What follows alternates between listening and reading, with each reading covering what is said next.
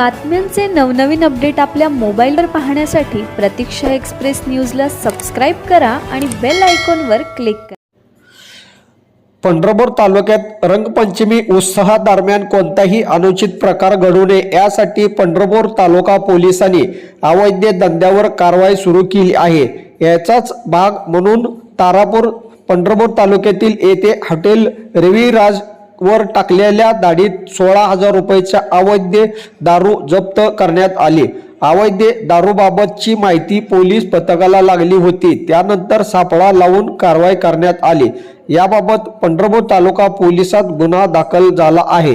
ही कारवाई उपविभागीय पोलीस अधिकारी प्रशांत डगळे यांच्या मार्गदर्शनाखाली वरिष्ठ पोलीस निरीक्षक TY मुजावर, सहाय्यक पोलीस निरीक्षक शहाजी गोसावी, सहाय्यक पोलीस निरीक्षक प्रभावरी रेळेकर, पोलीस उपनिरीक्षक भारत भोसले, हवालदार परशुराम शिंदे, ब्रह्मदेव काळे, संतोष चव्हाण, गावडे संजय गुटाळ, सतीश चंदनशिवे यांच्या पथकाने केली आहे।